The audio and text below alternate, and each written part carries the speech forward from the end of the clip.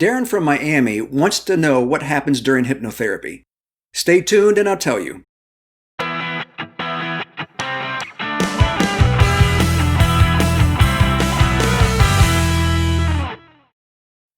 I can only tell you how I conduct my client sessions. Over the last 30 years, that has changed a lot. At this point in my career, I have a system that works very well for me and for my clients. There are a few ways that I work with clients. Let's start with in-person sessions. When someone schedules an initial session with me, I provide them with a worksheet to complete and then return to me at least 24 hours before we meet for the first time. This worksheet is designed to help clients begin to think in a different way, give me insight into how they process information, and discover what has been stopping them from making a change before now. It lays the foundation for our time together.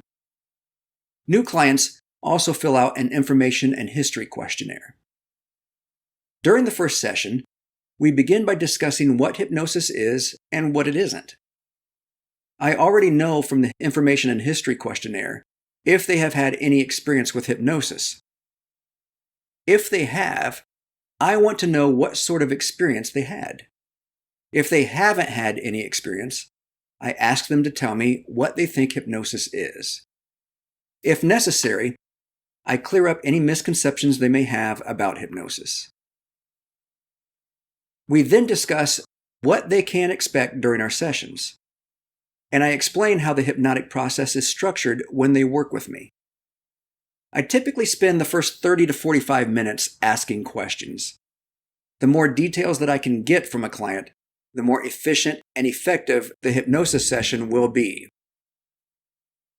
Depending on what challenge I am helping the client with, it may be a single session or a series of sessions. We lay out a plan during our first session so they know what to expect. For example, if I am working with someone who wants to overcome a fear, we usually have one session. Weight loss, on the other hand, is a minimum of 4 sessions over a period of 2 months. Typically, I give my clients hypnosis audio programs to reinforce what we work on during each session.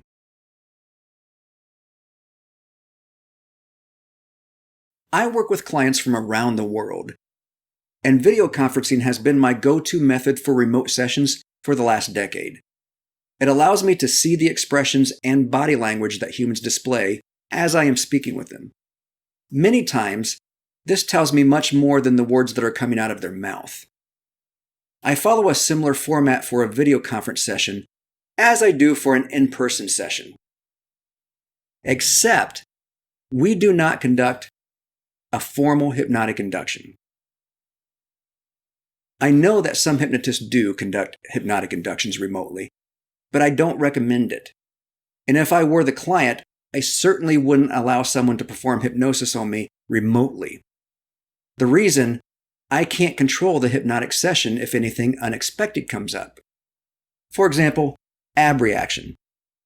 Abreaction is the expression and consequent release of previously repressed emotion, achieved through reliving the experience that caused it.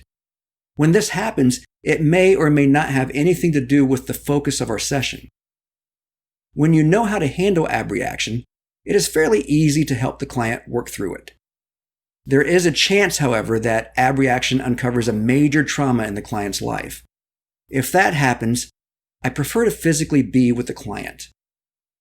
Over the last 3 decades, this has only happened twice, and both times the client and I were sitting in the same room, and I supported the client through the process.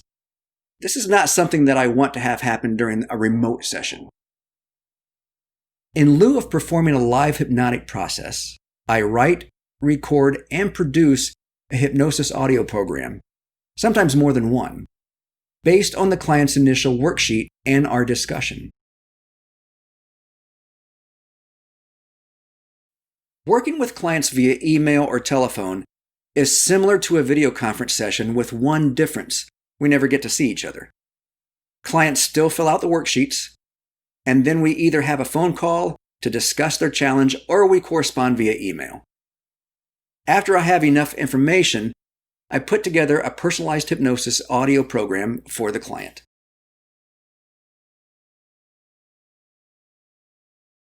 The actual hypnotic intervention, whether it be in person or audio program, begins with an induction. A hypnotic induction is the process undertaken by a hypnotist to establish the state or conditions required for change to occur. There are countless methods that can be used to guide the client to the appropriate state. The most popular is progressive relaxation. When the client is in the desired state and is able to follow suggestions given to them, then the therapy part of hypnotherapy begins. This is where the hypnotist helps the client to change their thought patterns so they can overcome their challenge and achieve what they want. The hypnotist then reorients the client to a normal waking state.